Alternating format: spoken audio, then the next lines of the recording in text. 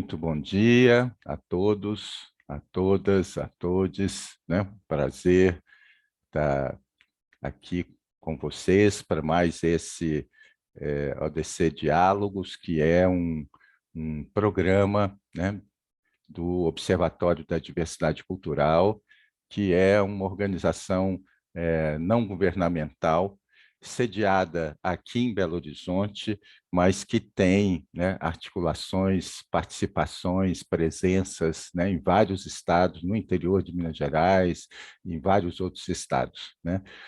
O Observatório, criado em 2005, nós trabalhamos com pesquisa, com formação, com produção de conhecimento e com a defesa, né, o mais importante, dos direitos culturais, né, da diversidade cultural.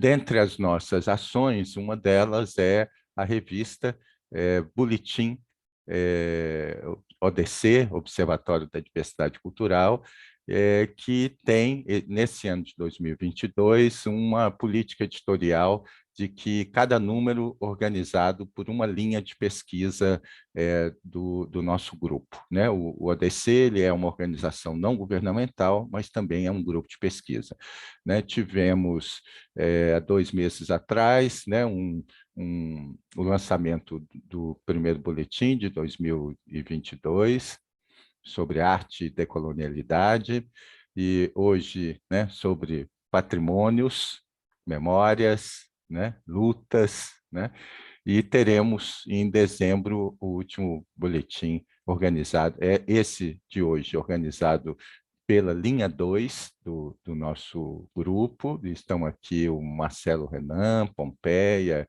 Igor, a quem, em nome de todos nós, né, agradecemos muito pelo trabalho. Agradeço também, né, o trabalho de todos os componentes, né, da coordenação editorial que estão aqui, né, a Charine, a Priscila, a Ana Paula. Para nós é um prazer muito grande a gente disponibilizar, né, conhecimento, produções tão importantes. Mas o mais importante é agradecer a quem se dispôs a publicar com a gente, né, e se dispôs a estar aqui, né, hoje, nesse domingo, aqui em Belo Horizonte, de onde eu falo, que está um sol azul, de muita alegria, de muita esperança de que esse país vai voltar a ser um país de muita alegria, né? Um país em que a cultura, né, seja o tom, né, o carro-chefe da nossa democracia, né? Eu já tenho uma pauta, né? Nós temos que nos apropriar das datas cívicas, né? Antes que elas nos fujam novamente. Eu já estou aqui pensando o que eu vou propor para o 15 de novembro, para o 7 de setembro, né? O Brasil é nosso. Então, Carolina, Rosso, Zé Eduardo, Vilma, sejam muito bem-vindos. Muitíssimo obrigado pela participação no boletim. Parabéns pelo trabalho de vocês, parabéns pela atuação de vocês, né? Parabéns por toda a equipe do boletim. E eu vou, então, passar a palavra aqui para o Marcelo, que vai conduzir, né, o nosso debate de hoje. Bom dia a todos e a todas, leitores. Muito obrigado, Zé, por fazer essa abertura.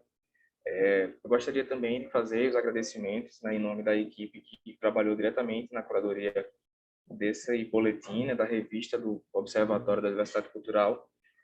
Estão presentes aqui Pompeia Tavares e o Igor Cândido, né, que eu peço que participem também, fazendo seus comentários e intervindo quando possível também na mediação dessa manhã. Então, temos hoje, né, os nossos convidados, o José Eduardo e a Vilma Santos, que representam, né, o Acervo da Laje, que fica em Salvador, Bahia, e Carolina Ruosso, professora da UFMG, que tem um texto na nossa revista que trata justamente sobre o plano de salvaguarda, né, das festas de Iemanjá, em Belo Horizonte e em Fortaleza. Como dinâmica, né, nós temos aproximadamente 30 minutos para cada um, né? Vocês podem fazer, né, um desenvolvimento uma explanação sobre os textos, né? E após a fala dos dois, nós abriremos aqui para participação dos nossos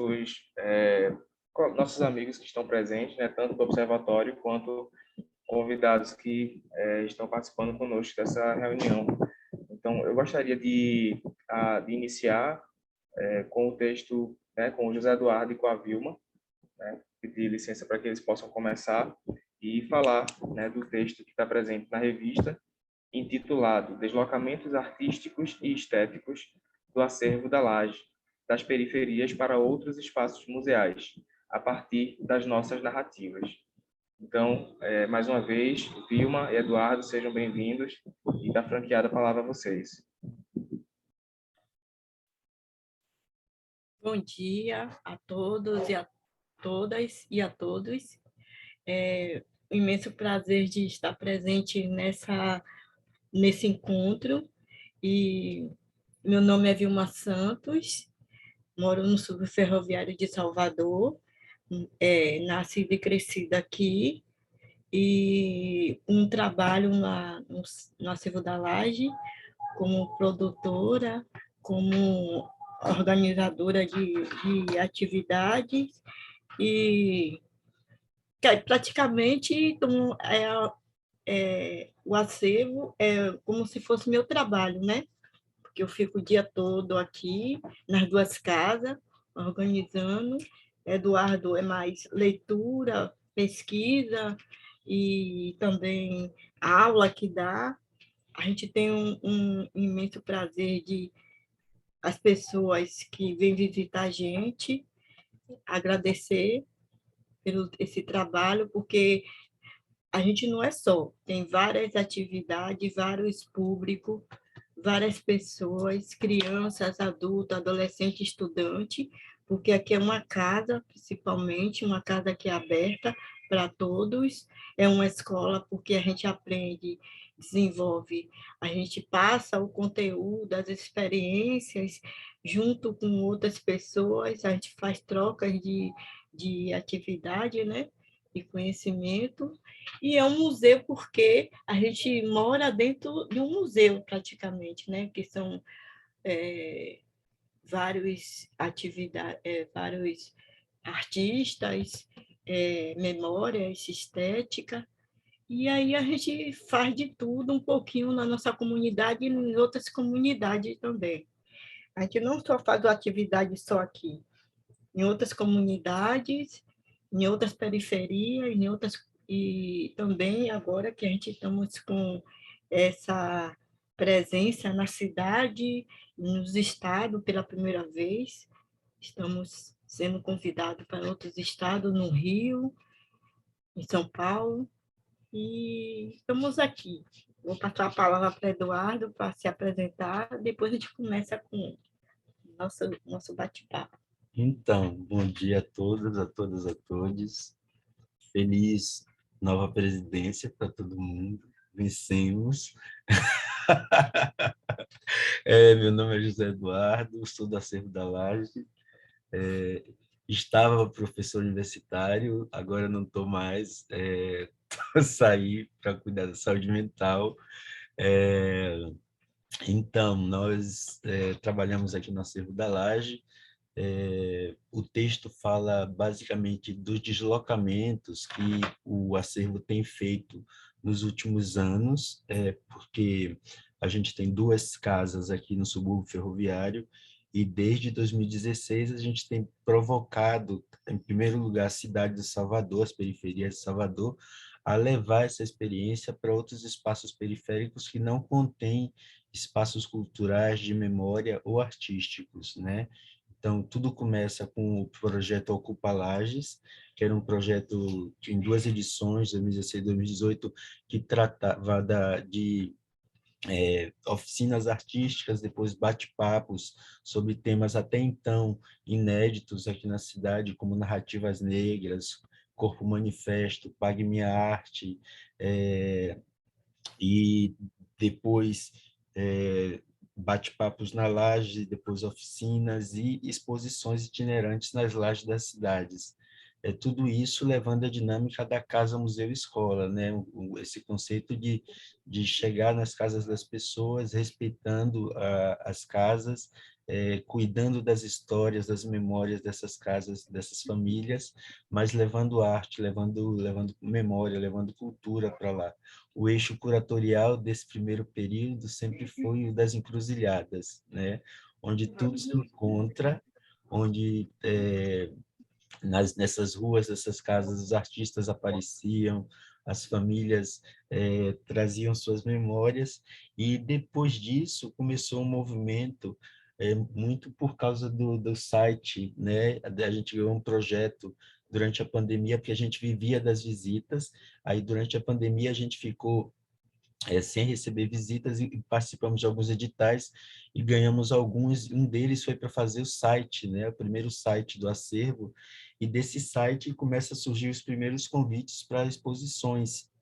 Aí nós fizemos a primeira, que foi a Memória e a Invenção, no MAN do Rio de Janeiro, junto com Pablo Lafonte, Keina Leison e Beatriz Lemos, que foi uma exposição muito bonita, porque dialogou com o acervo do IPEAFRO, do Abdias Nascimento, e o acervo do MAN. E logo depois a gente veio residir aqui no MAN da Bahia.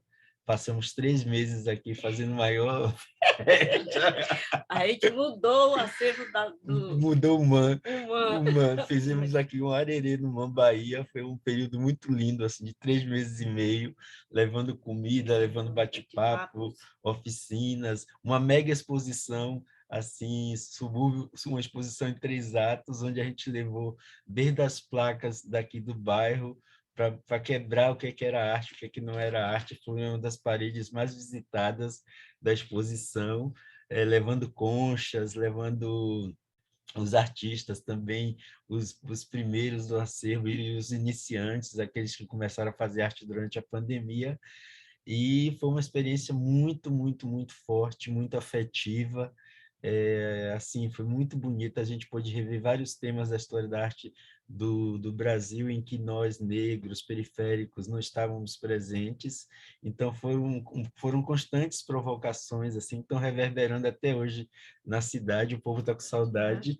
E agora, agora a gente acabou de voltar de São Paulo, onde a gente está na Parábola do Progresso, junto com a Lisete Lanhado e o de Rafael e o André Pitol, e tem são 5 núcleos territoriais brasileiros dialogando, a aldeia, o quilombo, o acervo da laje, a casa do povo, e lá está sendo uma coisa muito forte, assim, porque foi feita justamente para enfrentar esse momento difícil que nós estávamos vivendo. Aí voltamos de lá semana passada, sábado passado, para votar, porque era muito importante estar aqui para votar, porque a Bahia.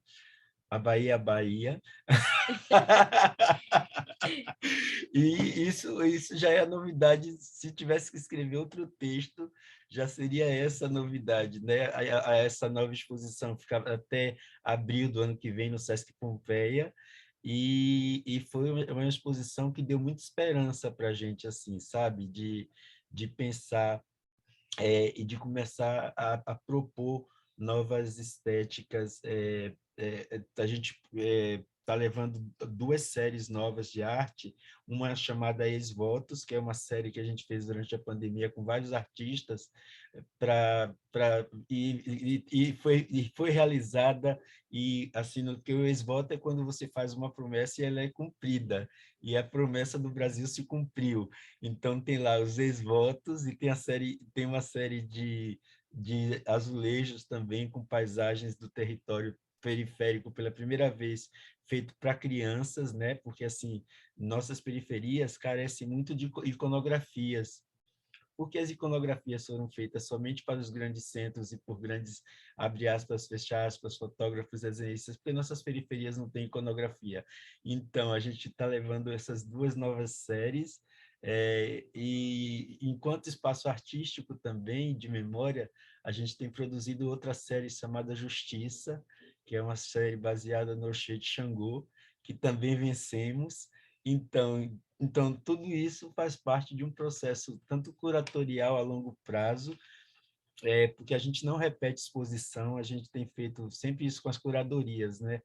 a gente tem feito curadorias dialógicas e horizontais, que não sejam extrativistas e que possam mostrar assim, essa diversidade que a periferia produz, mas sempre com muito respeito, assim, né? Sempre chegando com muito respeito e muito cuidado, para que, por exemplo, a gente não caia naquele velho esquema, digamos assim, extrativista, mas que seja com respeito, que seja com afeto. Isso é muito importante para nós. Então, foi uma alegria o convite para escrever. A gente conversava muito disso porque cada convite desse faz parte de uma pequena memória que vai se construindo, né? No outro dia a gente falava com o pessoal da Universidade das Quebradas justamente sobre essas curadorias afetivas, né? Que foi um momento muito importante para nós, porque assim, a gente não entende curadoria dessa forma muito, a gente entende curadoria muito dessa forma mais afetuosa, mais dialógica e mais que seja compartilhada. Então, isso é um ponto importante para que também os territórios não percam suas identidades quando eles chegarem nesses grandes espaços, né? Que eles mantenham a própria identidade nesses próprios espaços. E é importante que a gente incentiva também esses artistas a produzir mais, porque foi um baque na pandemia para esses artistas, então a gente estamos incentivando eles a produzir coisas melhores, modificação, ele ter mais possibilidade de criar mais coisas, e o nosso trabalho é esse. Foi uma experiência muito boa, comigo numa Brasil ou numa Salvador, foi uma experiência boa, porque eu aproveitei muito os espaços, as mesas, porque eu acho que a gente também não deve só levar só história, memória, a gente também tem que levar comida para festejar, a gente tem que comemorar, a gente tem que comemorar com todo mundo, não só com os convidados, com as crianças, com a periferia, mas também com as pessoas que trabalham dentro do local, as pessoas que estão sempre ajudando a gente, que está contribuindo com o desenvolvimento do trabalho, das experiências. Então, eu parto nesse pensamento e também a gente comemorar junto com a mesa grande. É a experiência que eu levo para todos os espaços que eu vou, não só como Ocupa Laje, que eu fui coordenadora das oficinas, e a gente temos que participar mais, entrar mais nas casas dessas pessoas, comemorar junto com essas pessoas, isso não só a memória da casa, como a memória da vida, dos elementos que participam dentro daquela casa. A gente leva essa experiência para essas comunidades, essas periferias. Eu acho que também tem uma coisa importante que eu lembrei muito tanto do Man da Bahia como do Man do Rio, de que essas exposições elas são um gesto político, né, de afirmação da base, porque muitas vezes a gente pensa a política como algo distante, digamos assim. E o afeto, ele é um campo muito, muito importante no enfrentamento político, né? Você imagina, você está num espaço museal e a segurança pode comer junto com você, sendo que muitas vezes eles são as últimas pessoas que participam das ações dos museus, né? O educativo, por exemplo, muitas vezes eles são afastados até das exposições, e a gente não, a gente chama todo mundo para junto, para todo mundo ficar junto, porque se não pode ter, a gente não concebe exposição ou ação que seja em que não tem de ter diferenciação de pessoas ou de funções nesse sentido, porque senão a gente quebra a própria noção de democracia de um espaço cultural. Entende? No sentido de que na hora... Porque, por exemplo, a montagem de exposição, no dia da festa, os montadores não podem estar juntos festejando, tomando uma cerveja, comendo com a gente. Então, espero que a grande lição que a gente leve desse período é essa, de estar todo mundo junto mesmo, de chamar todo mundo junto. Então, para mim, foram experiências que têm sido assim, de entender que a base, né, da curadoria, a base do educativo, tem que se aproximar cada vez mais. Então, a gente tem que quebrar essas certas hierarquias em determinados momentos e fazer com que as pessoas estejam próximas, porque elas são muito importantes a partir dessas experiências. E aí eu acho que um outro ponto importante do acervo é que a cada exposição, a cada exposição, a gente vai aprendendo um pouco mais, né? Vai aprendendo um pouco mais, vai dividindo essas aprendizagens e novas pessoas vão começando a entender, a chegar perto, a dialogar. Então, é isso. A gente ficou impressionado agora no Sesc Pompeia, porque em 20 minutos de conversa com o educativo, a gente deseducou o educativo.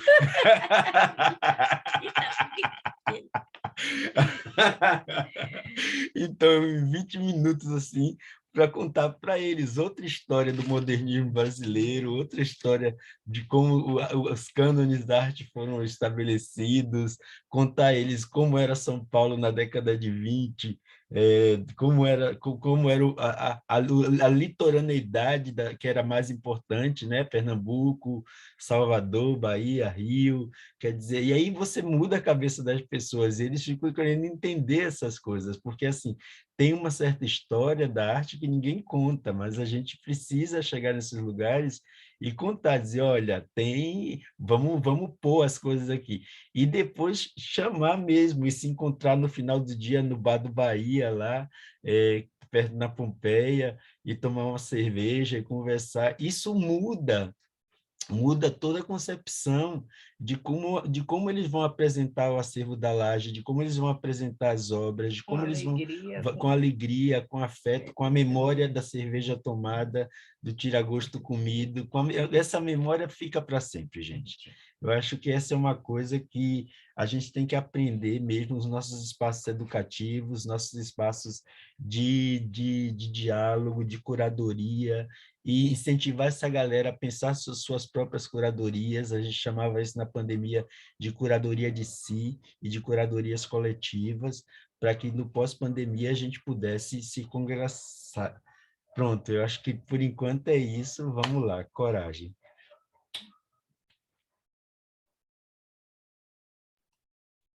Muito obrigado, Vilma. Muito obrigado, Eduardo.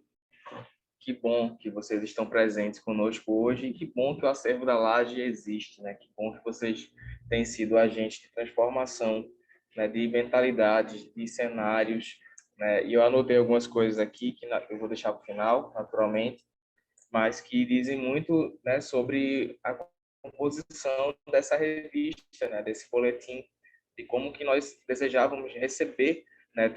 Textos que fossem provenientes desses deslocamentos, né, de centro, periferia, deslocamentos epistemológicos, né, de cenários e de possibilidades, né, de sair um pouco do engessamento de alguns padrões no campo museal, no campo da gestão do patrimônio. E sobre isso eu já faço essa ponte, né, trazendo agora a Carolina Ruosso para falar conosco do texto intitulado Baobá da Salvaguarda. Não é isso? Estou certo? E que traz justamente, né, o resultado, né, de experiências, né, de produção de um plano de salvaguarda baseado em epistemologias decoloniais, em saberes tradicionais, né, e que tem um impacto direto na forma como, né, técnicos e gestores do patrimônio observam nessa área, né, que normalmente ela é muito rígida, muito estruturada em cima de modelos e de padrões, né, e o texto, né, o trabalho que vai ser, né, relatado aqui pela Carolina, perdão, impactou bastante, né, a nossa percepção sobre isso. Então, por favor, Carolina, né, seja bem-vinda, você está franqueada a palavra a você, então, fique à vontade. Obrigada, Marcela, obrigada a todo mundo, né, do Observatório da Diversidade Cultural, parabéns por esse projeto, acho que ele é extremamente importante, né, para a gente ampliar nossos conhecimentos nesse campo de patrimônio que é tão diverso e com tantas experiências ricas, né, com que a gente aprende. Queria agradecer também ao José Eduardo e à Vilma pela apresentação, dizer que esse semestre eu vou dar uma disciplina chamada Ateliês de Artista, Museus de Artista, e o texto de vocês já vai estar na minha bibliografia, como parte, né, desse estudo, né, sobre museus de artista. Então, também muito obrigada por escreverem, né, por compartilharem e ajudar a gente também a levar isso para dentro da universidade, que isso é muito importante. Queria dizer obrigado por estar aqui, por vocês terem aceito publicar eu acho que aprendi muito com esse processo de publicação do Baobá da Salvaguarda. Hoje esse texto é um texto coletivo, de autoria coletiva, né? Eu vou explicar um pouquinho como a gente fez, hoje só eu que posso estar aqui, porque hoje é dia de atividade nos terreiros, né?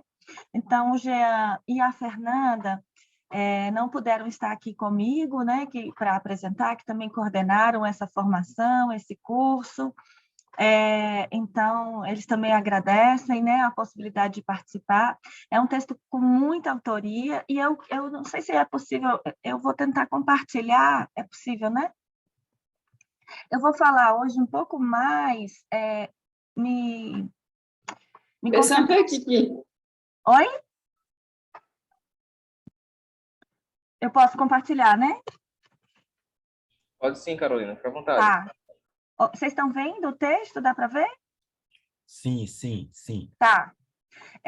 Então, eu vou me concentrar um pouquinho na fala, muito mais na metodologia, né? Um pouquinho, falar um pouco como que a gente construiu essa formação. Eu sou do Ceará, eu venho da cidade de Fortaleza, e a Festa de Iemanjá, na cidade de Fortaleza, é comemorada no dia 15 de agosto. Quando eu venho para cá, faz 5 anos que eu estou aqui em Belo Horizonte, na UFMG, a partir de um trabalho da Tereza Moura, que estuda as obras do Jorge dos Anjos, do artista Jorge dos Anjos, eu conheci o Portal da Memória, que fica na Lagoa da Pampulha, e que foi feito, né, para salvaguardar a imagem de Iemanjá e para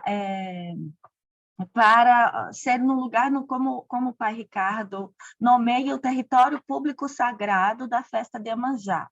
Então, eu soube que a festa de Iemanjá acontecia aqui em Belo Horizonte também no dia 15 de agosto. Na medida em que eu ia aprendendo sobre a festa de Iemanjá, aqui eu soube também que aqui em Belo Horizonte também havia sido feito o registro da festa de Iemanjá como patrimônio imaterial, e eu tinha vindo para cá, meu último trabalho tinha sido na Secretaria da Cultura do Estado do Ceará, e nós havíamos começado lá um processo de construção do registro da festa de Iemanjá, fazendo uma articulação entre prefeitura, Estado e o IFAM.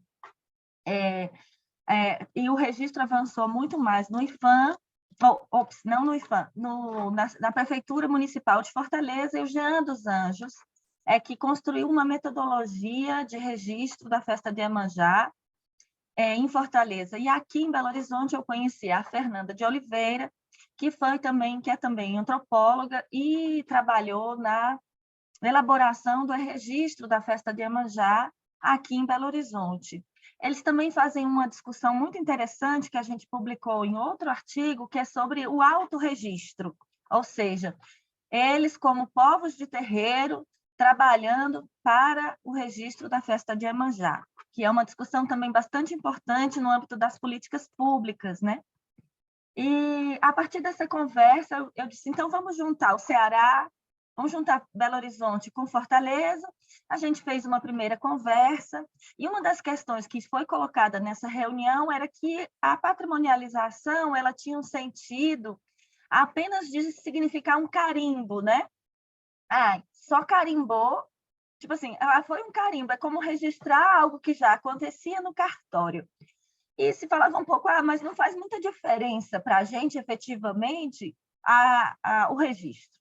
Que mudança que faz? Então, foi feita muito uma conversa nesse sentido, e a partir dessa primeira conversa, a gente sentiu a necessidade de elaborar um curso e construir um plano de salvaguarda para que a gente pudesse visualizar, né, o que acontece depois que a gente faz o registro de uma festa como a Festa de Iemanjá.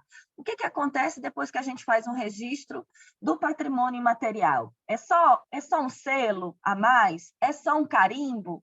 Ou efetivamente a gente pode pensar na construção de políticas públicas efetivas, né, que fortaleçam a festa de Iemanjá e que ela seja realmente considerada uma festa que tem um significado cultural para todas as pessoas da cidade de Fortaleza e para as pessoas da cidade de Belo Horizonte. Então, a gente começou e desenhou esse curso. Então, plano de salvaguarda para a festa de Iemanjá, então a gente desenhou esse curso, a festa de Iemanjá e os trabalhos do patrimônio, e eu, junto com a Fernanda de Oliveira e o Jean dos Anjos, né, planejamos como seria esse encontro.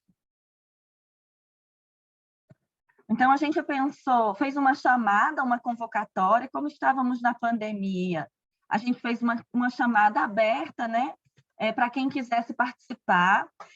Esse curso é um curso de extensão do Cinecas, da EBA, da UFMG, uma atividade do Grupo Estopim, e a gente teve apoio da Cátedra da Unesco, de Sociomuseologia, coordenada pela professora Judite Primo, apoio do Laboratório de Imagens da UFC,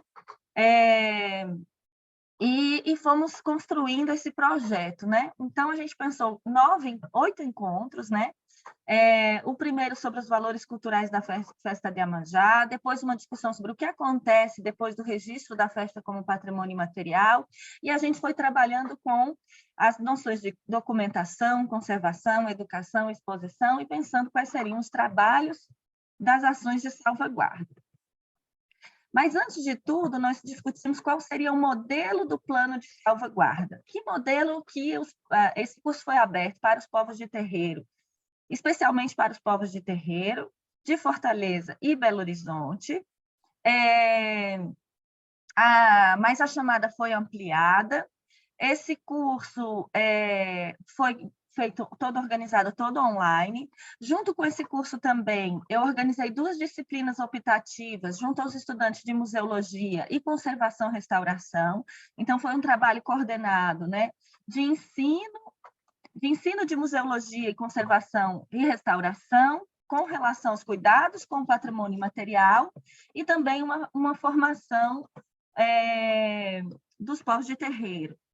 O curso também recebeu pessoas que não são das religiões de matriz africana, também esteve aberto. Nós recebemos mais de 150 inscrições, era 40 vagas, nós decidimos abrir para 80 pessoas, e aí de acordo com o fluxo de participação e a disponibilidade das pessoas, as pessoas foram permanecendo no curso. Então, foi uma ação bastante importante. Com relação ao plano, modelo, a gente fez uma discussão sobre a importância da participação. Eu gosto muito dessa frase do professor Dominique Poulot, que fala que na República das Letras, a patrimonialização, ela, com a lei, né, com a lei do vandalismo, né, se retira da praça pública o poder de decisão, né, que essa patrimonialização ela é uma patrimonialização para todos, mas são os intelectuais que decidem em nome da nação o que preservar e o que destruir, né? Então, a gente trabalha aqui com a ideia de que o povo também decide e que essa decisão também precisa estar na praça pública. Então, a gente começou a discutir sobre a retórica da perda, né?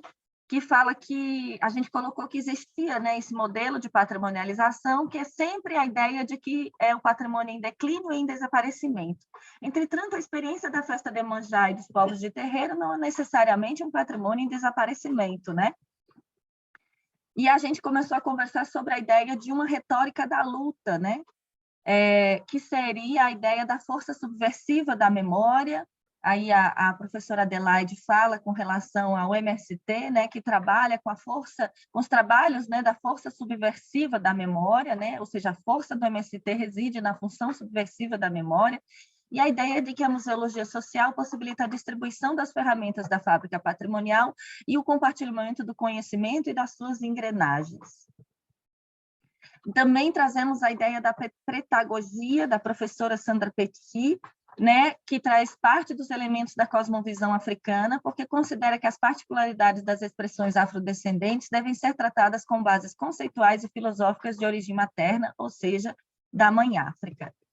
E a retórica da luta também trazendo do Exu, para que a sua atuação seja de grande potencializador da vida do nosso axé, né? Então, a partir desses referenciais teóricos, os povos de terreiro decidiram trabalhar com uma retórica da luta, ou seja, um patrimônio que ele existe a partir da experiência e da luta dos povos de terreiro, né? Então, a gente passou a explicar, então, o que seria isso? A gente distribui as ferramentas da fábrica patrimonial, ou seja, a gente discute e ensina como funcionam as engrenagens do patrimônio para que os povos de terreiro tenham domínio dessas engrenagens e aí estejam de iguais para iguais na discussão com o Estado, né, de todas as terminologias, expressões, e possam discutir política pública tendo domínio de toda essa terminologia e do modo de operação da fábrica do patrimônio. Então, a gente fala o que é patrimonialização, a ideia de quase rito de passagem, vai discutir aí a ideia de musealização, as passagens, né? O que seria, como é esse processo de musealização, a gente fez essa conversa. Não sei se eu estou falando muito rápido, eu fico com medo de... Então, foi muito explicando como é que essa engrenagem funciona, né? Aqui também com imagens do Bruno Brulon, mostrando como que é esse processo, né? E a gente trabalha muito com a referência da matriz de gestão da Manuelina Duarte Cândido, da Maria Manuelina Duarte Cândido, com relação à matriz de gestão. Então, a gente entende que nessa distribuição, né, das ferramentas da fábrica patrimonial, quando a gente trabalha com a construção de um plano de salvaguarda, ou mesmo com qualquer ação, né, de formação comunitária no campo do patrimônio, é importante a gente apresentar essa matriz, né? Como ela vai se operar, isso é discutido nos comitês de gestão, nos processos de cada um, né? Mas é importante que as pessoas conheçam essa matriz e entendam que a experiência de musealização é que faz o museu, né? E aí, a partir disso, né, decidindo todo esse processo, a gente começou a discutir, porque eu trabalho na referência com a pretagogia, a professora Sandra Petit, ela tem um trabalho a partir do memorial dos marcadores de africanidade. E ela trabalha com a árvore do conhecimento, né, proposta pelo Pierre Lévy, com os afro-saberes. E quando ela vai discutir formação e discutir os marcadores de africanidade, ela pede, né, para que façam os desenhos, primeiro, essa árvore dos saberes, então, vai trabalhar 7 saberes, né, africanos de 0 a 7 anos, 7 saberes de 0 a 7 anos, 7 saberes de 7 a 14 anos, 7 saberes de 14 a 21 anos, e assim por diante, né, de acordo com a idade do grupo, né, e de acordo com a idade de cada um. Depois as pessoas se reúnem e vão decidir que saberes são de raiz, que saberes são de tronco, que saberes são de galho, que saberes são de folha, que saberes são de fruto. Por que ela fazia isso? Ela explica, tem um vídeo onde a professora Sandra Petit, ela explica, ela diz que muitas vezes, na hora de construir o memorial, ela trabalha com o ensino de professores, os professores tinham dificuldade de nomear esses saberes e de identificar esses marcadores de africanidade, né? Então, ela começa a trabalhar com a árvore do conhecimento para que os professores construam seus memoriais, né? Porque ela entende que os memoriais eles são fundamentais para que os professores trabalhem a perspectiva de um ensino afrocentrado, né? Que os professores reconheçam na sua formação, na sua história de vida, os aprendizados e os saberes afros, né, que fazem parte da sua vida e do seu cotidiano. Então, então o que a gente fez? A gente conversando junto na formação, a gente juntou a matriz de gestão, a matriz de gestão, essa matriz de gestão da Manuelina, misturou com o baobá. A gente cruzou, né? A ideia dos marcadores de africanidade na árvore do conhecimento e com o significado e a simbologia do baobá na relação com a festa de Iemanjá. Então, eles também fizeram uma discussão muito importante, né, sobre o significado do baobá, né, porque ele guarda muita água, né, tem uma referência de fertilidade também, e qual seria essa e simbologia também de referência africana. Então, o valor do baobá, o valor cultural do baobá. Então, foi decidido que trabalharíamos com então, isso tudo foi feito negociado no grupo. Então, a cada encontro, a gente conversa, negocia, aprova, certo? Tem sempre votação, é sempre feito também de forma assembleária, e as pessoas sempre votam e aprovam no final de cada encontro, certo? Então, por exemplo, cada decisão que a gente tomava, elas eram aprovadas e votadas em cada encontro, né? Então, depois desse encontro, a gente passou para a construção, a elaboração do baobá da salvaguarda. E se eu estiver perdida no tempo, você me avisa, tá, Marcelo? Então, a primeira coisa que a gente fez foi discutir os valores culturais da festa de Iemanjá. Isso tem a ver com uma reflexão, porque nós utilizamos a noção de referências culturais quando a gente trabalha com inventários participativos e quando a gente trabalha com patrimônio imaterial. Nós falamos sempre em referências culturais, mas eu comecei a entender que nós precisávamos nomear essas referências culturais.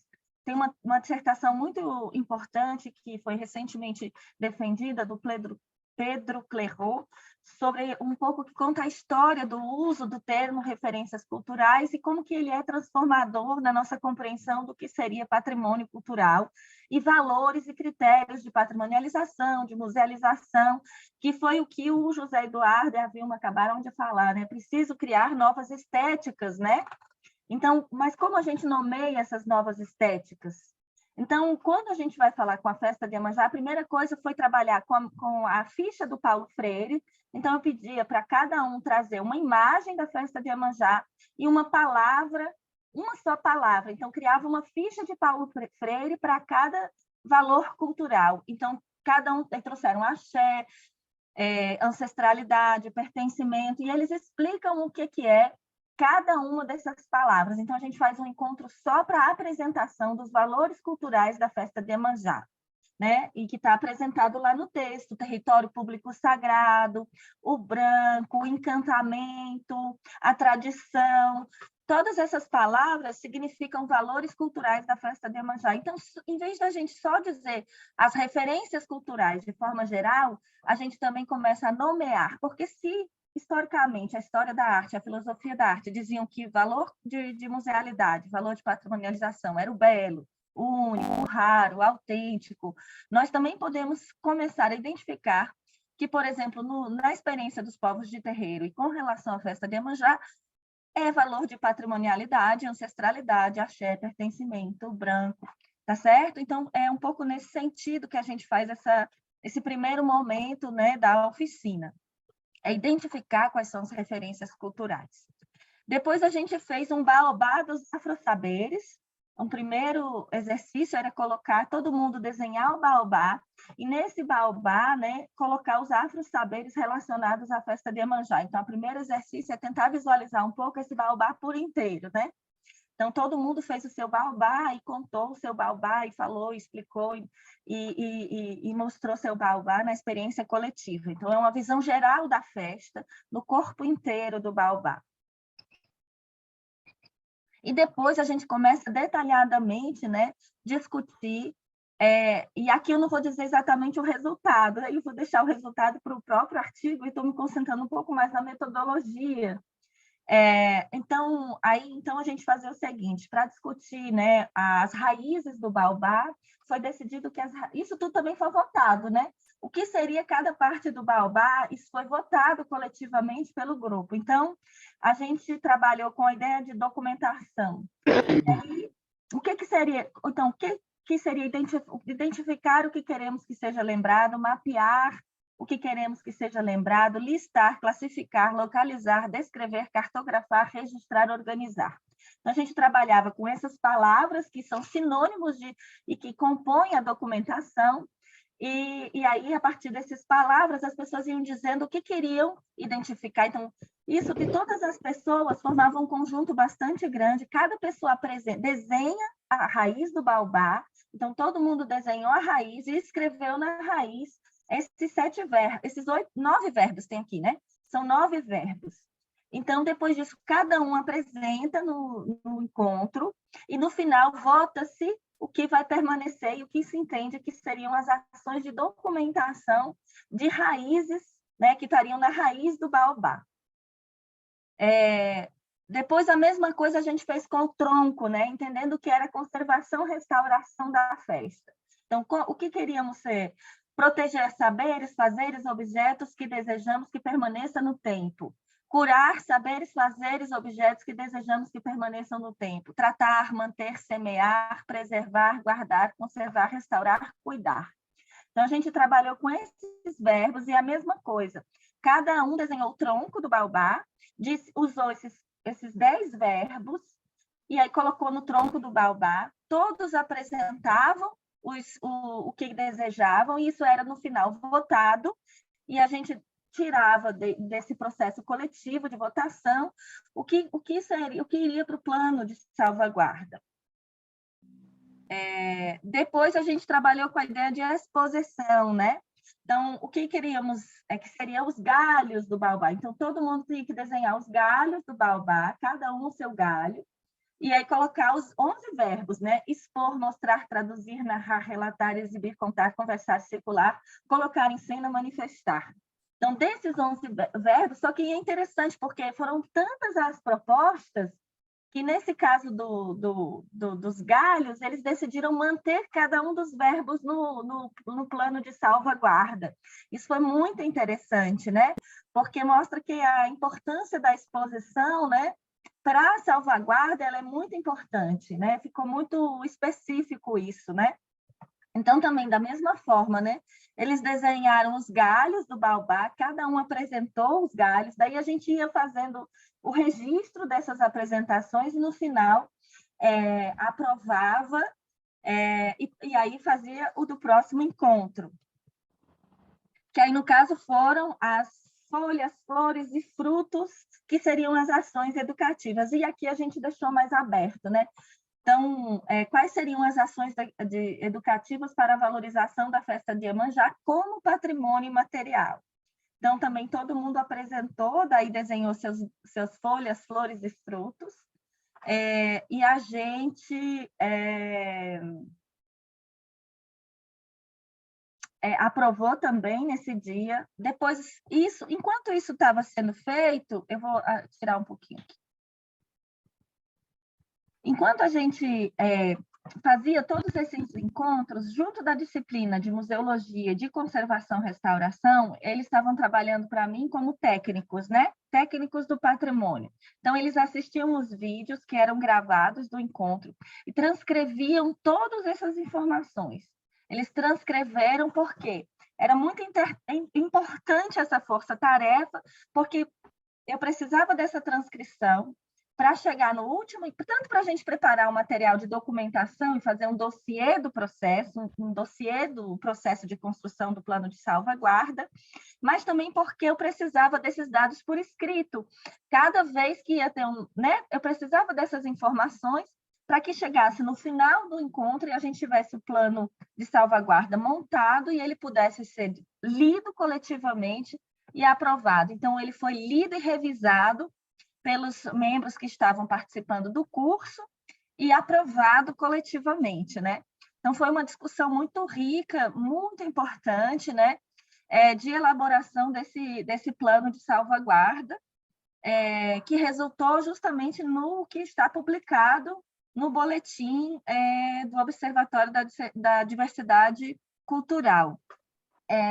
E foi um processo muito interessante, né, de aproximação também, porque a gente ofereceu o curso para pessoas de Belo Horizonte e de Fortaleza, mas muita gente de outros estados participaram também, se envolveram e se engajaram no processo, né?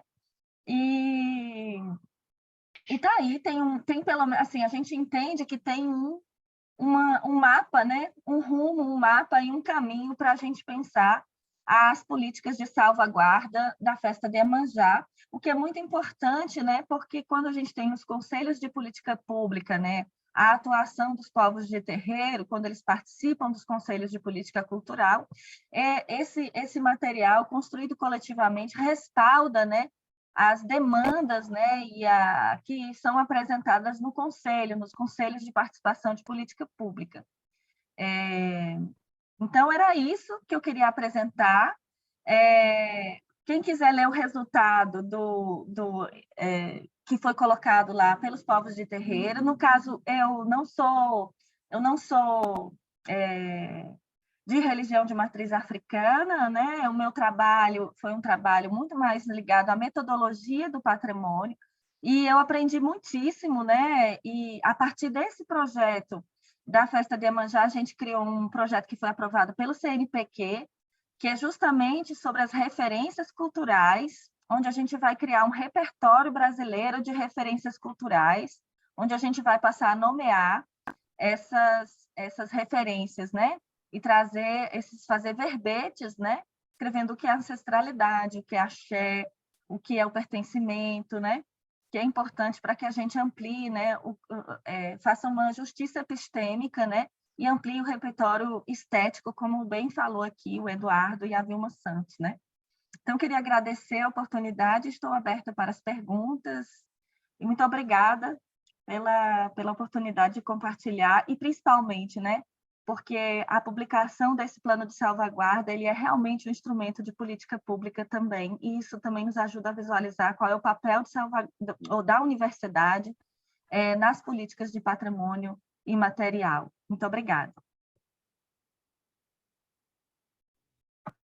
Carolina, muitíssimo obrigado, né, por nos explicar como foi esse processo, né? Quem tiver a oportunidade de ler o texto na íntegra tem lá dentro do relato, né, explica um pouco como foi a aplicação do curso e o resultado, né, tem um pouquinho desses procedimentos, mas foi muito melhor, né, a gente conhecer assim desde a concepção do curso, né, os envolvidos, né, até a estrutura final e que resultou no plano de salvaguarda.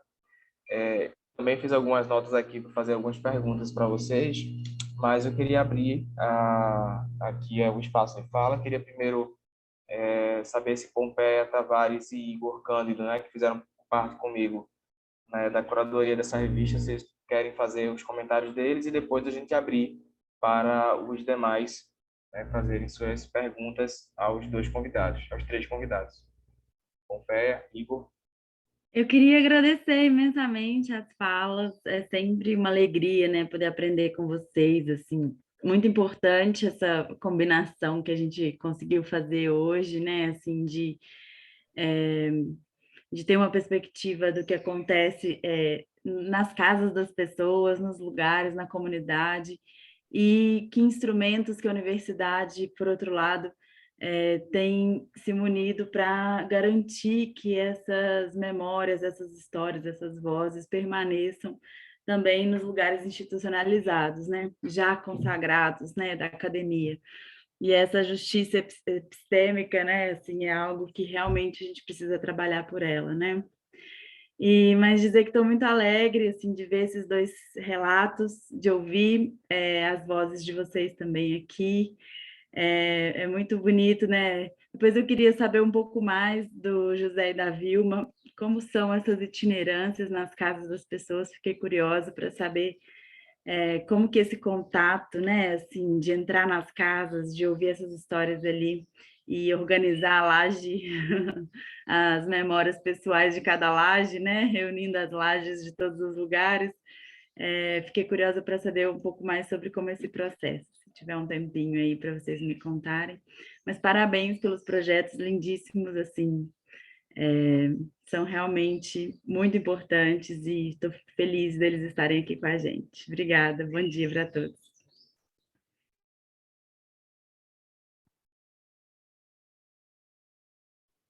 Igor, você quer fazer alguma fala?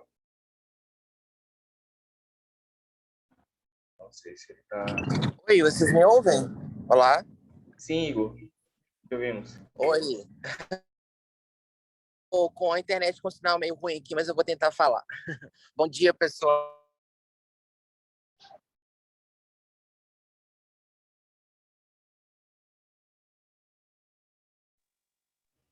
Igor, a gente parou de te ouvir, parece.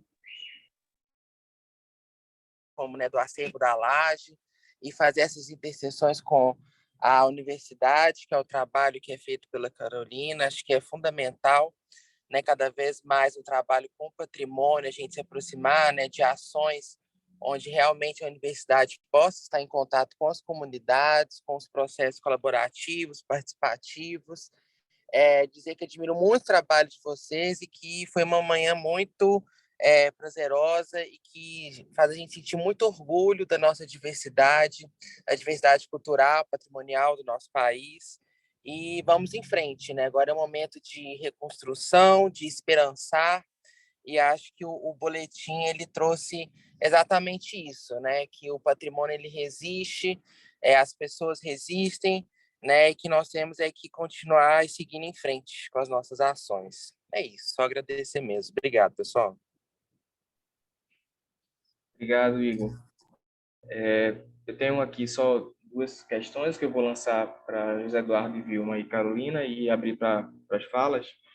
Para José Eduardo e Vilma, né, eu acho que Pompeia também já antecipou aí essa questão da itinerância do acervo nas casas, mas eu tenho uma pergunta, né, porque o texto ele fala de deslocamentos, né, de periferia-centro.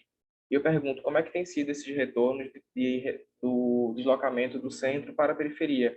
Como tem sido essa percepção das universidades, dos artistas, dos museus, né, sobre o trabalho de vocês e como que isso tem, de fato, interferido, né, numa perspectiva mais prática, né? Eu acho que o José Eduardo já falou um pouco sobre essa experiência do MAN, né, mas relatar um pouco mais sobre como que isso tem impactado o espaço físico, né, do acervo da Laje, né, na periferia de Salvador, né, como é que o centro tem chegado, como a gente tem chegado, né, por meio de tantas possibilidades, né, da visita, né, agora virtual, física. Então, eu queria que vocês explorassem um pouco isso. E para a Carolina, a professora Carolina, eu particularmente trabalho diretamente, né, com processos de reconhecimento de bens e materiais e com os planos de salvaguarda, né, dos bens reconhecidos ou em reconhecimento. E vejo muito, né, de uma prática que nós temos no campo, né, muito baseada em determinados padrões que muitas vezes, quando a gente chega nas comunidades, não são bem compreendidas. E parte, né, de uma sensibilidade do gestor e dos pesquisadores envolvidos nesses processos de readaptar, né, linguagens, metodologias participativas para que a gente consiga, de fato, ter o engajamento.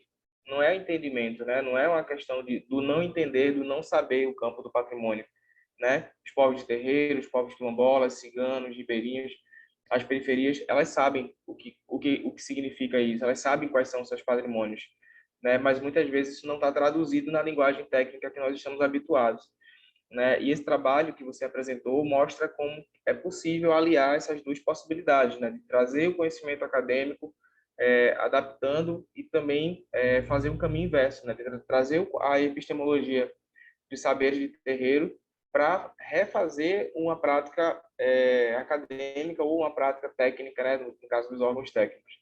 E eu queria justamente, né, saber de você como que, após o resultado, né, após a finalização do plano de salvaguarda, como se dá esse encaminhamento desse documento junto a esses órgãos que fazem a gestão do patrimônio em Belo Horizonte e em Fortaleza. Então, eu lancei essas perguntas. Queria saber se mais alguém tem perguntas para a gente fazer aqui um bloco, né, e deixar os dois nossos convidados responderem.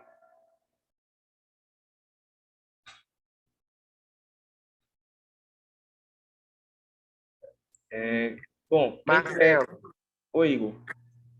queria complementar a sua questão para o pessoal do acervo da Laje, para saber deles, então, quais são os desafios que eles encontram nesse reconhecimento, nesse trabalho, né, perante a academia, perante os órgãos públicos e também trazer isso para Carolina, né? Se ela percebeu nesse caminho algumas barreiras, algumas dificuldades de implementação dessa ação de extensão dentro da universidade, e qual que é essa percepção, tanto da Carolina quanto do acervo da Laje. Quem tiver perguntas, né, pode ir deixando aqui no chat, né? A gente vai abrir para os convidados responderem, e aí, quem tiver interesse em fazer alguma pergunta, a gente vai abrindo aos poucos. Eu quero responder a primeira pergunta. Como a experiência desse Ocupa Laje. A primeira experiência foi que a gente fez o primeiro projeto, o Ocupa Laje, porque a gente queria mostrar não só aqui no nosso espaço, por que não a gente não fazer isso nos outros espaços? Aí a gente começou primeiro pelos artistas, porque a gente pesquisava os artistas e perguntava na rua, nas ruas que eles moravam, em Piripiri, Paripe, Alto de Cotos. E quando eu perguntava quem morava o artista aqui, ninguém reconhecia. Reconhecia o artista como vizinho, um amigo, mas não como artista. Então, a gente procurou fazer esse Ocupa Laje de uma maneira que fizesse as oficinas aqui dentro do nosso espaço, porque a gente não tinha outros espaços para fazer. A gente fazia os trabalhos com os meninos, e aí o artista, convidava o artista de Piripiri, de Paripe, para mim dar essa oficina aqui no espaço, no acervo da Laje. Depois o artista pegava e a gente dava a ele esse trabalho de ele arranjar uma laje onde o lugar que ele morasse. Se fosse em Piripiri, eu moro em Piripiri, e esse artista ia procurar essa laje, um vizinho, um parente, um amigo. O que é que ele fazia? Ele conversava com a comunidade dele e dizia, olha, eu tenho lá o espaço do acervo da laje em plataforma e queria apresentar o meu trabalho aqui em uma laje de vocês. Aí um vizinho emprestava a laje, a gente tinha uma equipe, que a gente não trabalhava sempre junto, a gente tinha uma equipe que chegava lá na laje da pessoa e comunicava que a gente queria limpar a laje e fazer uma exposição do trabalho do artista junto com os alunos que participavam aqui no acervo. Então, cada artista em Piripiri, a gente dava essa missão dentro da casa da pessoa, que contasse sua história, qual é a história que tinha dentro da sua casa, que a gente, uma memória que existisse dentro daquela casa, e que a gente podia ter um cantinho dessa memória da pessoa, a gente respeitava a memória da casa, tinha o cantinho do artista para produzir essa memória que ele também tinha dentro da casa dele, da rua. A gente convidava outros artistas que moravam também ao redor, faziam uma feira e apresentava a exposição desses alunos. A gente fazia uma exposição com nome, com tema, tudo direitinho, porque aquelas crianças que faziam essas oficinas, a gente também levava essas crianças para este local de Piripiri, que morava aqui em plataforma, levava para Piripiri e convidava outras pessoas. Era um modo de a comunidade entender que ali existia um artista, não um vizinho.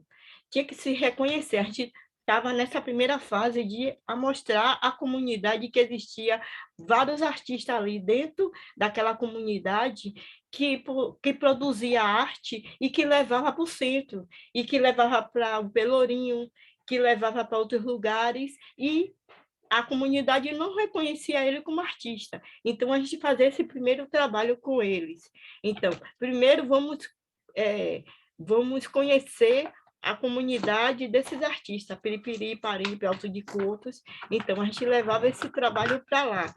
Saía, como o povo dizia assim, a gente saía do nosso espaço para fazer um espaço, porque lá em Piripiri, será que em uma casa não podia, aquela laje desarrumada não podia ser um museu? Não podia ser um espaço de arte? Então, a gente fazia assim, foi o primeiro Ocupa, foi uma experiência muito boa, as portas abriram e todo mundo começou a entender que ali morava um artista de arte que fazia seus trabalhos E aí começou a respeitar ele, a comprar também as obras na mão dele, entender que ali existia um artista em Piripiri e Paripe. E no segundo momento, que foi o segundo Ocupa, já foi 2018, a gente já ocupou, aí foi pela Secult. Então, o que a gente fez? A gente conseguiu os espaços culturais que existiam em Plataforma, Itapuã, Alagados, Rio Velho de Brotas e só. Então, a gente foi para esses espaços cultural, fazia as oficinas, fazia a matrícula nesses espaços, vinha várias pessoas de idade, e aí convidava um artista do subúrbio e um artista que era do centro, para dialogar esses dois artistas e fazer oficina. E aí tinha uma equipe com a gente que ia procurar que se inscrevesse a laje nesses espaços. O que a gente fazia? A gente não conhecia ninguém, porque a gente morava aqui em Plataforma, mas não conhecia os espaços de outros locais. E a gente saiu da comunidade e fomos para outras comunidades no centro. Então, a gente foi para Plataforma, a gente ficou aqui perto do Centro Cultural de Plataforma, que a gente tem um centro cultural, fizemos as oficinas com esses artistas, pintura, porque a gente trabalha com arte visual e escultura. E aí, depois, essa equipe escreveu vários, a gente visitou vários espaços, vários lugares, como vários lajes, e fizemos também a mesma coisa, a memória que foi encruzilhada. A gente fez encruzilhada da casa, do espaço, como Plataforma, e aí, perto daquele espaço que a gente fez o trabalho, que foi no Centro Cultural, a gente procurou uma laje que era bem perto do espaço, para se fazer essa encruzilhada entre esses alunos, essas pessoas que participaram dessas atividades, que elas se encontrassem e tivessem capacidade de desenvolver o que existia dentro da sua comunidade. É como se a pessoa começasse a observar mais o lugar que ela morava. E aí, a partir desse momento, a gente convidou outros artistas de outro também do local, fizemos, primeiro a gente visitamos 2 dias, ficamos 3 dias, nesse espaço a gente ficou 3 dias, no segundo Ocupa, a gente ficou 3 dias, a gente arrumou a laje na sexta, fizemos uma visita uma semana depois, na laje da pessoa, arrumamos na sexta, demos responsabilidade da pessoa que morava dentro de casa, a memória, o cantinho da memória dessas pessoas. Depois, fazemos a feira e a oficina, no mesmo tempo, da apresentação das obras e a exposição, tudo nessa laje. E aí, a pessoa que morava na laje tinha a responsabilidade de convidar a comunidade para participar 3 dias. Então, a gente ficou 3 dias na casa dessa pessoa, arrumando a laje dessa pessoa.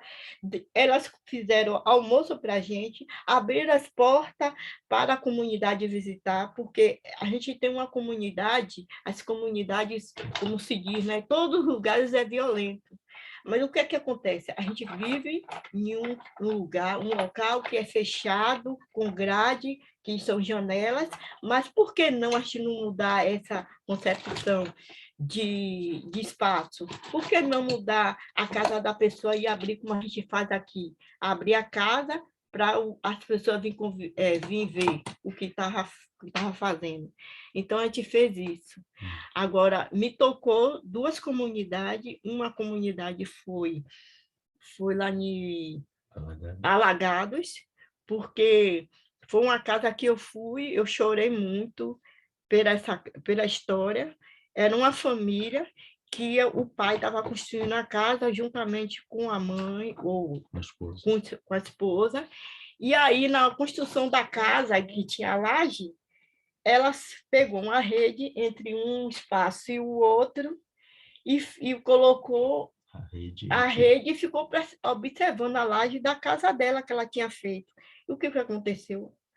As duas vigas, as duas vigas caíram em cima da senhora e ela morreu. Como é que a gente ia fazer essa memória dessa pessoa, na laje dessa pessoa? E a gente conseguiu, que ela queria, o sonho dela era ter a casa dela. E essa família acolheu a gente divinamente e contou a história. Então, a gente fez o cantinho da história dela. A gente respeitou a história da casa, da laje.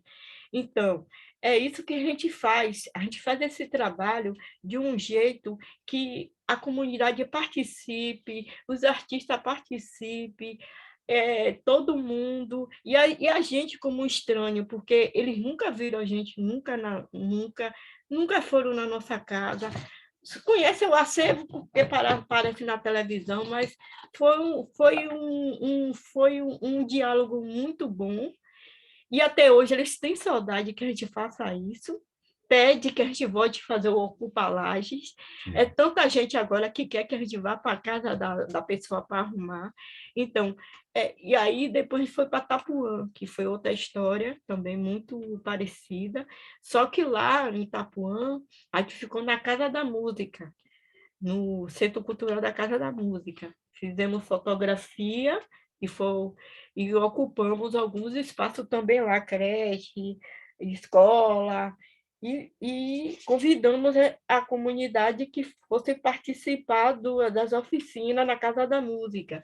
Então, quando terminou de fazer as oficinas, a gente conseguiu uma casa de um senhor, que também conta uma história da comunidade, porque ele faz parte ele faz parte ainda das lavadeiras de Itapuã. Então, ele cantou a música para a gente, a entrada, porque a gente também tem esse processo de a gente fazer uma chegada do acervo na casa dele, juntamente com a comunidade. Ele já foi diferente. E aí a gente tem um cantinho da feira, de convidar, ele tinha o direito de convidar artistas para mostrar seu trabalho lá, e as pessoas que a gente convidava, toda a comunidade ia lá e comprava também seu trabalho. E o que aconteceu foi que quando os artistas chegaram lá, a gente fez bate-papos, encontros, tudo nessa laje, durante 3 dias. Arrumamos, fizemos bate-papos, encontros, exposição, festejamos, junto com a comida, a comemoração, a apresentação, e aí os artistas disseram que eles são órfãos nessa comunidade, porque lá não aparece ninguém que apresente o trabalho dele como arte.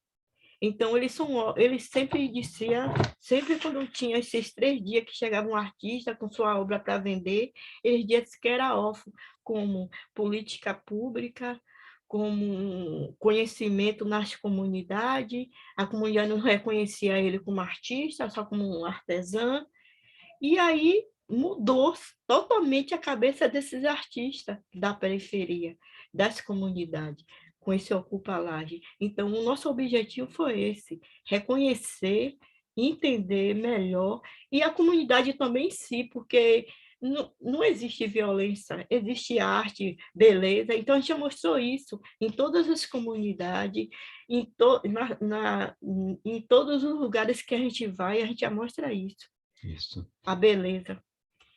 E ainda sobre essa itinerância, eu lembro que nessa casa, a coisa mais bonita também é que o viúvo, né, cada filho construiu uma casa, uma laje numa laje.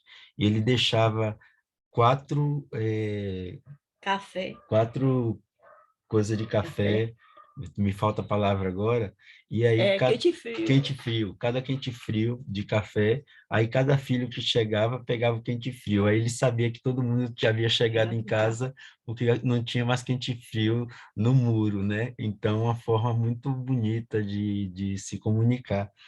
Sobre os deslocamentos centro-periferia, desde quando a gente começou, a gente falava disso das curadorias, né? Da ideia de que a periferia ela tem potência e que isso nunca foi visibilizado, principalmente aqui em Salvador, que é uma cidade ainda muito...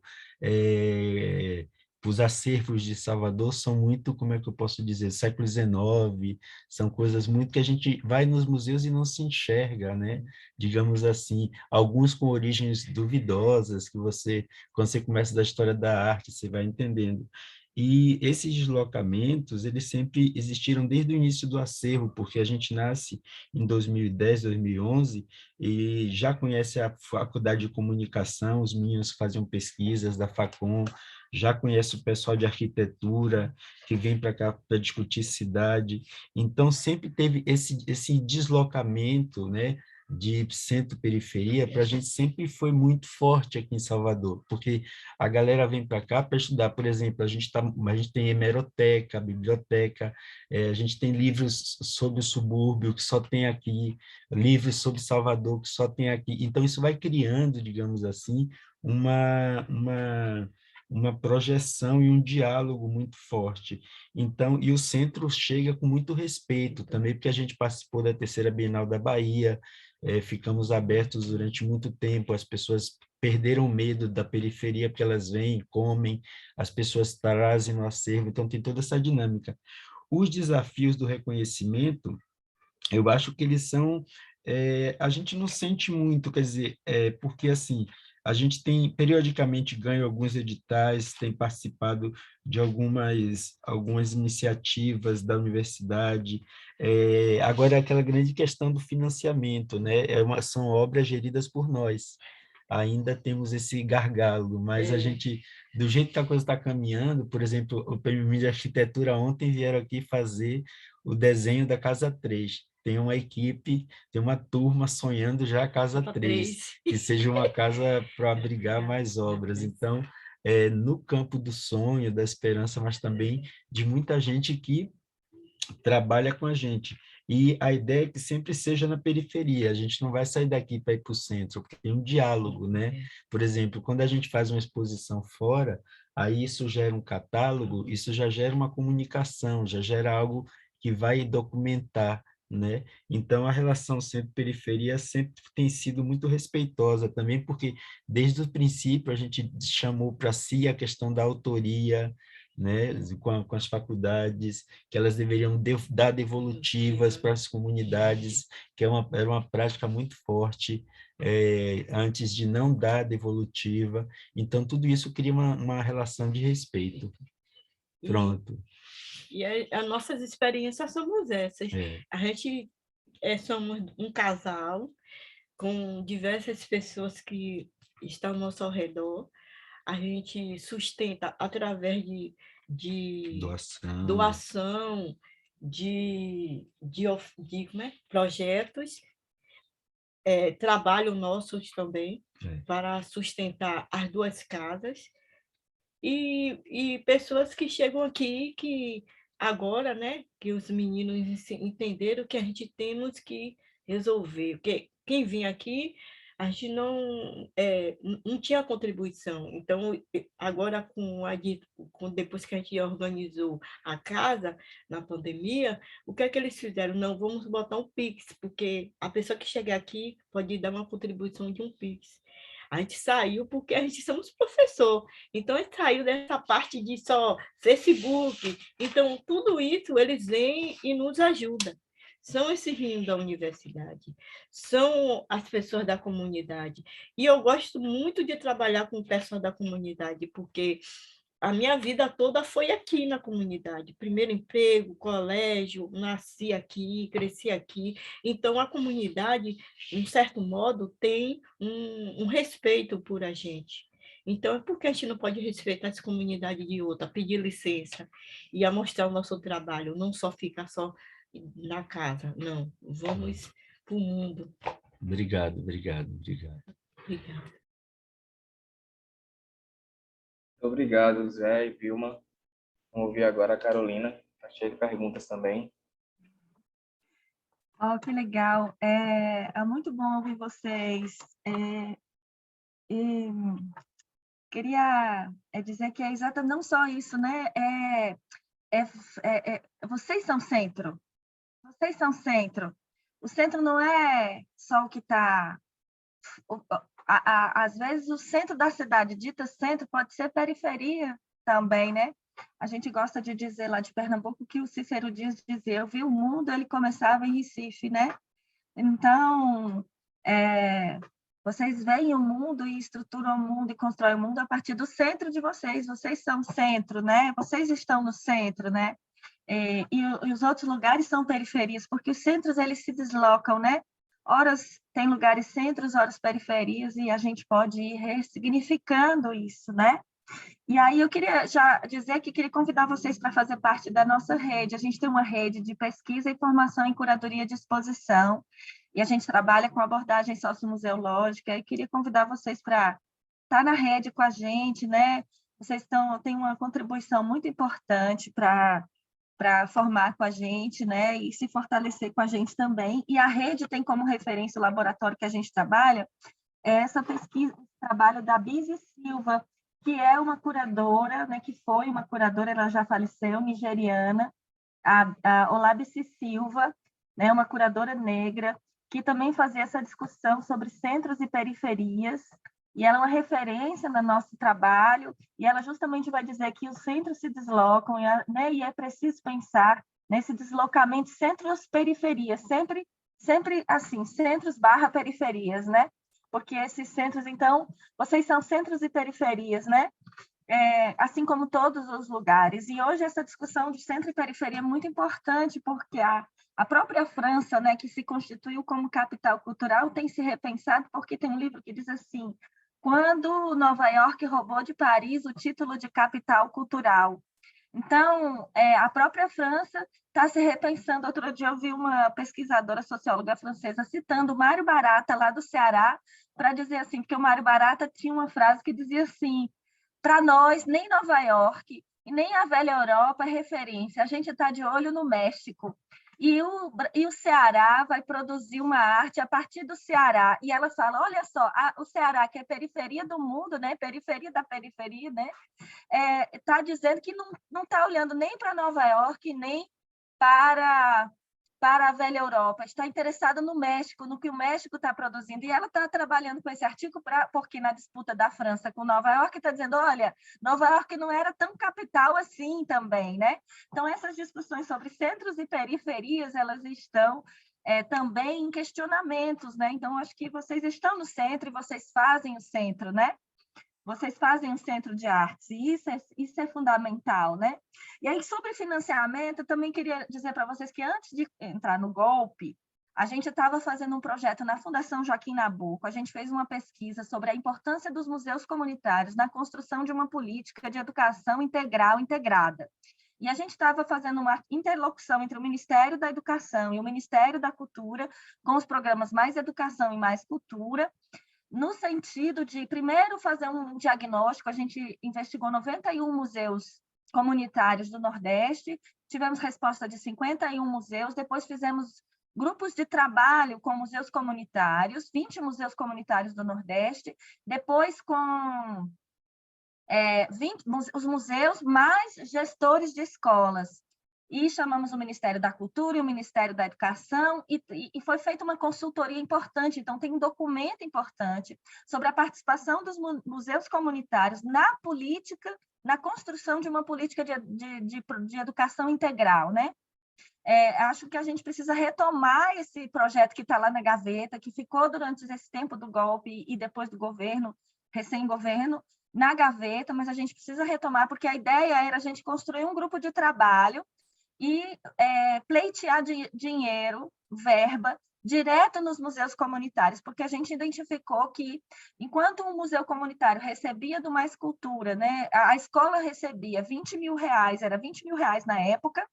Então, a escola contratava um museu comunitário, um mestre da cultura. Com esse dinheiro, o museu comunitário, em vez de agir em apenas uma escola, trabalhava às vezes em 4, fazia mais de um lugar. Então, a gente foi encontrando também a ideia da defesa de que o museu comunitário também pode receber um dinheiro direto, um financiamento direto, para realizar e contribuir com as políticas de educação integral e integrada. Então, a gente tem que, de repente, fazer aí, retomar essas redes das teias da memória, né? Para que a gente possa aí lutar por esse financiamento também e na construção de um programa importante que é a política de educação integral e integrada. Só para dizer que a gente voltou a sonhar, né? Assim, isso é importante, né? E aí eu queria trazer a ideia de que, sobre as perguntas que vocês fizeram com relação às referências, né?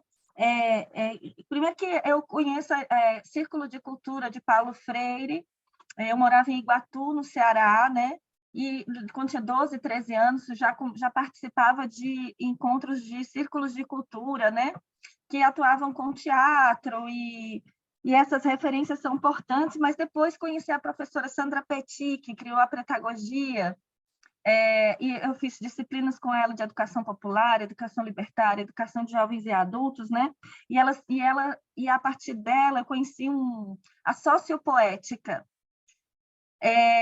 que é criada por um francês e uma professora do Rio de Janeiro. É um método de pesquisa em educação e enfermagem, que trabalha com os princípios de Paulo Freire, na construção de copesquisas, né, de copesquisa, ou seja, de grupos de pesquisa, e trabalha com dispositivos artísticos, né? Então, você vai criando dispositivos artísticos para desenvolver pesquisas e produção de dados coletivos, né?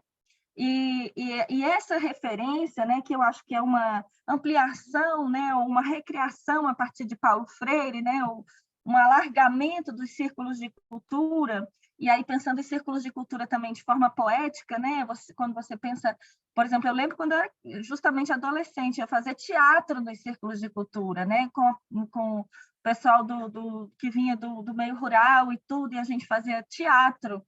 Então, teatro, pintura, arte, então já tinha essa perspectiva.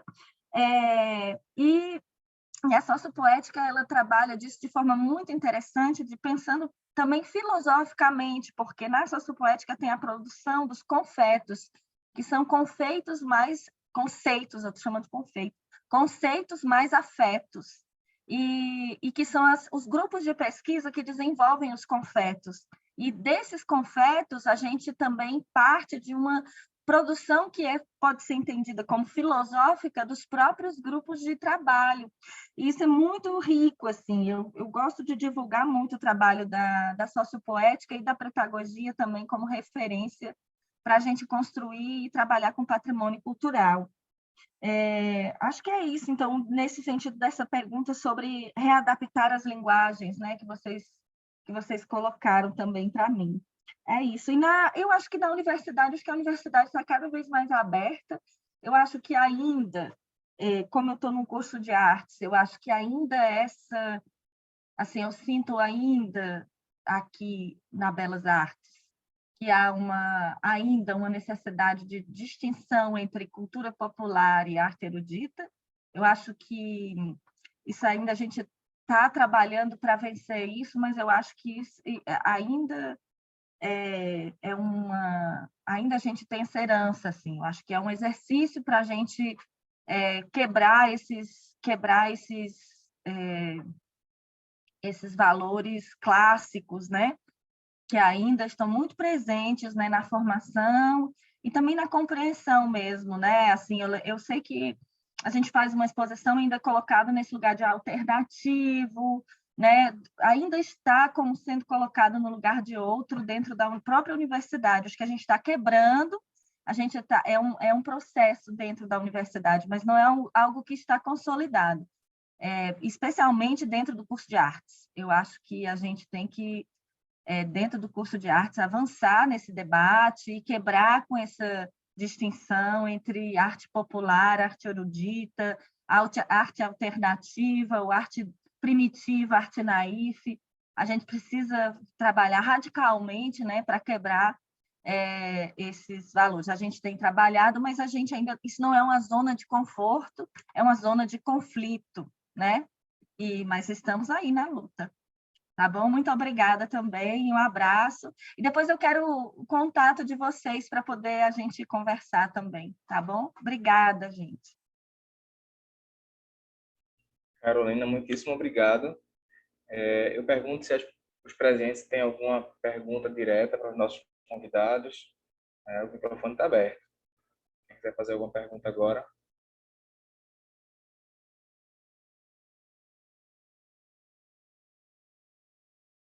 Eu queria só fazer um comentário. Primeiro, dizer da alegria, né, de tê-los aqui, Carolina, Eduardo, Vilma. Mas mais do que tê-los aqui, a importância do trabalho de vocês, né? Muito bacana. O texto, recomendo a quem está aqui assistindo e não leu, que leiam, né, o boletim, não só essas duas experiências, mas as outras reflexões que estão lá na revista, né? Mas na verdade, eu queria fazer um comentário, assim, né? Como que a dimensão lúdica e a dimensão do afeto são tão importantes no trabalho de vocês dois, né? Eu quero chamar a atenção disso porque, né, vivemos tempos, né, de tanta radicalidade, de tanta violência, de tanto uso indevido, né, das redes sociais, tanta expressão de intolerância com as diferenças, né, que ouvindo e lendo a experiência, o trabalho de vocês, me chama muita atenção isso. Primeiro, a dimensão lúdica, né, que acho que muita gente reduz o lúdico ao brincar, e reduz o brincar a uma dimensão menos importante, como se a gente pudesse, né, separar o mundo entre as coisas de maior importância e as coisas de menor importância, né? Isso, a dimensão lúdica é uma dimensão que aciona em cada um de nós, né, algo que, né, recupera competências básicas, né, do ser humano que estão presentes e são muito importantes na infância, mas que continuam muito importantes, né, na nossa vida durante todo o tempo, né? Então, me chama muito a atenção, né? Vocês acionam a participação, né? Acionam a consciência das pessoas, mas fazem isso, né, pelo viés do lúdico, né? Incluindo aí essa questão da festa, né? Essa questão do encontro, da troca, né? Da confraternização, né? Por isso parece tão simples, mas é tão importante essa essa perspectiva, né? De quanto é importante também brindar, né, os encontros, as trocas, o café, né? Muito bacana isso, né? E segundo, e por consequência disso, né, a importância do afeto, né? O afeto ele vem tomando, né, nos últimos anos uma conotação e uma importância política, né, maior do que sempre teve, né? O afeto não é um sentimento, né? O afeto é uma forma de estar no mundo, né? E eu queria também ressaltar isso no trabalho de vocês dois, né? Como que esse trabalho com a memória, né? Com o patrimônio, né? Com os acervos, né? Ele está sempre relacionado a essa dimensão do afeto, ou seja, né? De chamar a participação das pessoas, né? De convidar a se implicarem com o trabalho, né? Por meio do afeto, né? No sentido mais filosófico da palavra, né? Aquilo que me afeta e aquilo que eu afeto, né? Então, queria só destacar essas duas coisas que me parecem não são apenas metodologias, não são apenas por mais que metodologias não se configure como nada menor, né? É algo fundamental, né? Central. Mas é um posicionamento, né? Político, conceitual de vocês, que eu acho muito bonito e queria destacar e cumprimentá-los. Muito obrigado, Zé. Como eu falei no início, né, assim, eu fiquei muito feliz de termos reunido, né, esses textos numa única edição, né, desses encontros nessa edição da revista do Boletim, a revista 97, né, de ter experiências tão diversas e que se conectam, né, porque a gente tem, além dos textos, né, do José Eduardo e da Vilma, né, dentro do campo dos acervos, das coleções, tem também o do MUQIF, né, o Museu das Favelas, que fica em Minas Gerais, né, que é uma experiência muito boa, que a gente também acredito que outra oportunidade, né, possamos chamá-lo para fazer parte, né, de uma atividade do observatório.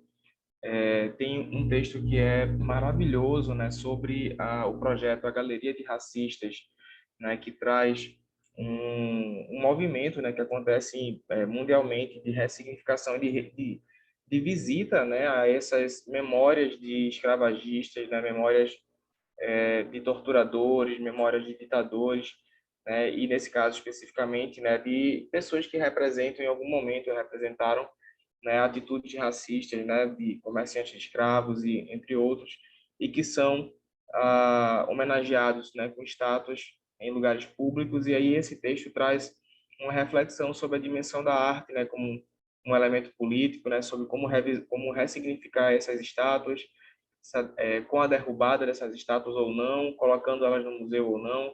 A gente tem esse texto que também traz essa reflexão e que é extremamente importante, dialogando, né, com essas dimensões que estão sendo faladas, né, como que nós podemos falar dos nossos próprios patrimônios e como que algumas posturas perpetuam ideias, né, pré-concebidas, né, de patrimônio para diferentes públicos, né.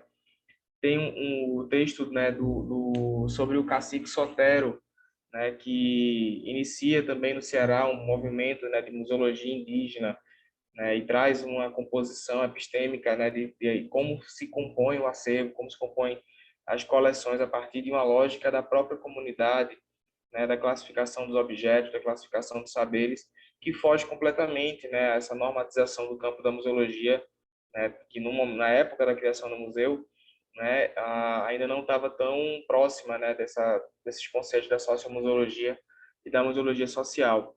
Eu estou trazendo alguns exemplos, né, de como a revista, né, ela reúne outros textos que dialogam com as falas de vocês, né? No caso da Carolina, tem um texto que eu destaco, que é o da Pamela.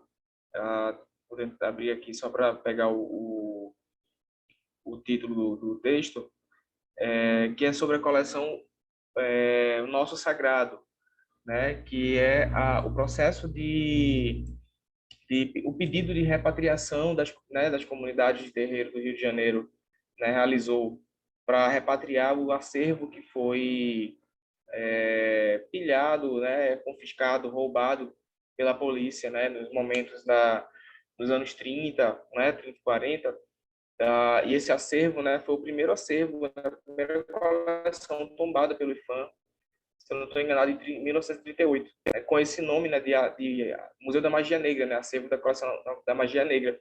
E a partir disso teve todo o movimento, né, das comunidades de terreiro de se pedir essa repatriação desse acervo, né, o que resultou em estudos e entendimentos, né, tanto de ordem burocrática quanto de ordem simbólica e religiosa, de que esse material ele precisava ter um outro tipo de destino, não a repatriação física, mas uma guarda, né, em uma instituição que respeitasse, né, essas simbologias, esses elementos religiosos.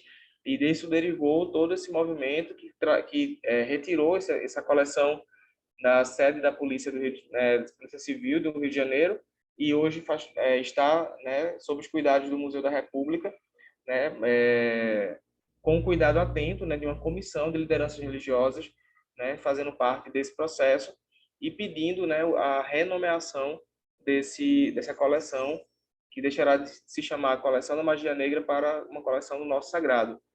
são processos, né, sociais e políticos que nós temos acompanhado, né, de uma maneira muito mais, mais forte e agora também mais atuante, né, como Carolina falou, existe um movimento muito forte da participação das próprias comunidades na autorrepresentação, na autoinventariação e, sobretudo, nos movimentos sociais, que já, né, isso já é uma derivação, né, do campo de atuação dos movimentos sociais, né, dessa participação mais ativa. Então, a gente consegue, né, ver nessa edição da revista do Boletim experiências que se conectam, se não totalmente pelos temas, mas no sentido e na razão de ser, né, de procedimentos que questionam a ordem, né, do saberes tradicionais, né, vindos apenas do saber acadêmico, né, do saber dogmático, né, dos documentos e das instruções técnicas, e que coloca a luz, né, em saberes que estão sendo desenvolvidos e desdobrados,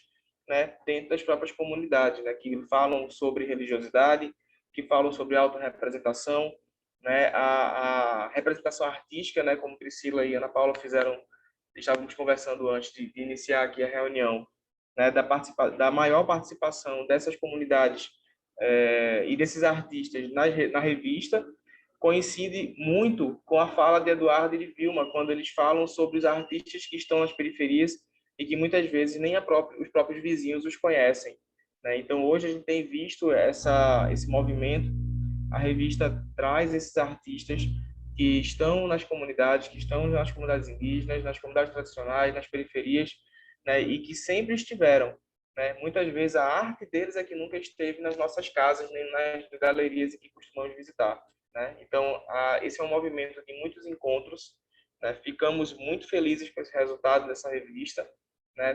Com a participação de vocês, né? José Eduardo, Vilma e Carolina, muitíssimo obrigado.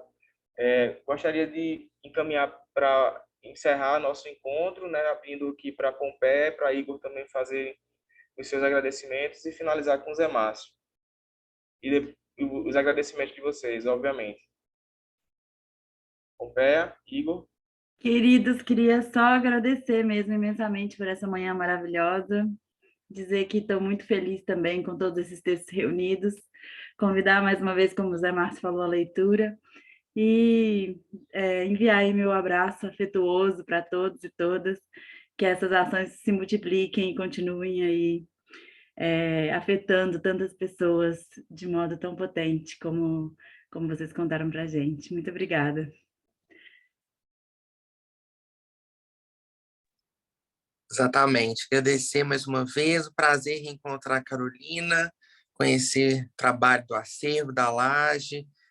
Parabéns pelo trabalho, seguimos juntos, fortalecendo, multiplicando, que possamos nos encontrar mais vezes e desdobrar, né, outros trabalhos, outros diálogos.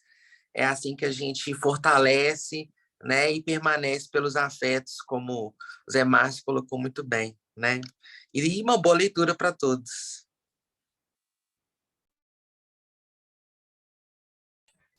Para a gente também, muito obrigado. Quando a gente é convidada para um evento, uma publicação, cria memória, cria uma relação, então, e ajuda também a permanecer no tempo essas experiências, né? E iluminar outras pessoas, outras iniciativas, né? Que sofreram muito durante a pandemia. Então, a gente só agradece.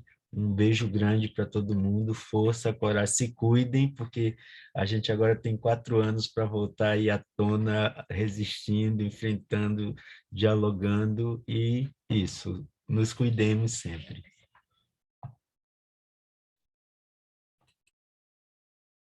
Queria agradecer também, dizer que fiquei muito feliz, né, com o resultado do boletim, mas de conhecer também o trabalho do Observatório da Diversidade Cultural e dizer que também já pensar possibilidades da gente dialogar, porque a gente vai construir esse repertório, né, das referências culturais brasileiras, e eu acho que a gente pode dialogar bastante e fazer também um trabalho coletivo, né, e construir isso. Acho que vocês podem ajudar muito a gente pensar essa metodologia e avançar nessa ampliação desse repertório.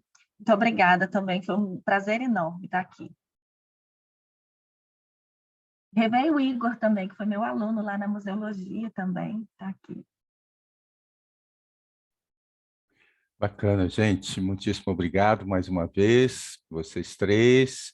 Muitíssimo obrigado à equipe, né, o grupo da linha 2, do grupo de pesquisa, né, especialmente Marcelo, Pompeia e Igor, né? Mas também agradecer o empenho, o engajamento que toda a equipe editorial, né? A gente publica o boletim, ele é a ação mais antiga, mais contínua que nós temos, né, no Observatório, né? Já está no número 97, e para nós, essa é a nossa missão, né? Nossa missão a gente é meio assim roteador, né? A gente recebe coisas, passa para frente, essa é a nossa missão, né? A nossa missão não é reter, a nossa missão é distribuir, né? E fazer junto, né? A revista tem sido um exercício muito prazeroso, né? De parcerias com as pessoas que se dispõem, né, a publicar com a gente, participar dos debates e depois de fazer essas publicações circularem, né? Então, mais uma vez, parabéns a todos vocês envolvidos, os que publicaram, né, textos, os que publicaram obras de arte, a equipe editorial que atuou, como sempre, com muito carinho, com muito cuidado, né, e buscando um trabalho que seja primoroso, não só do ponto de vista do seu conteúdo, mas também do ponto de vista daquilo que ele apresenta enquanto uma experiência também, né? A oportunidade de criar mais vínculos, de expandir os nossos vínculos, né? O Observatório está absolutamente aberto e seria um grande prazer a gente estreitar ainda mais as relações com vocês, tá bom? Muito obrigado, né? E fiquem atentos, quem não é do Observatório, que em dezembro teremos mais um ODC Diálogos com outra revista sendo lançada, né? Aí é com você, Marcelo. Só reiterar os agradecimentos a toda a equipe que trabalhou, né, tanto no comitê editorial, quanto a equipe que trabalhou diretamente na curadoria, Priscila Lolada, Ana Paula Duval, Renata Reis, Carolina Lima, o Igor, a Pompeia, a equipe que trabalhou fazendo os pareceres, né, os revisores. Então, como o Zé falou, é um trabalho super importante para o Observatório. Fico muito feliz de poder contribuir, estar participando também. E, mais uma vez, agradeço a Carolina, ao José, a Vilma. Espero encontrá-los em breve, presencialmente, visitá-los em Belo Horizonte, em Salvador. E a gente segue, né, formando e ampliando essas nossas redes. Muitíssimo obrigado, pessoal. Até mais.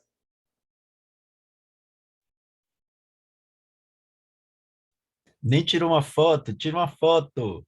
Tira uma Tira uma foto foto. de todo Eita, mundo. verdade. Abram as câmeras. Isso, é importante, né, Zé Eduardo? Isso. Querido, mas podemos parar aqui a gravação, peraí, Pronto. né, que aí a gente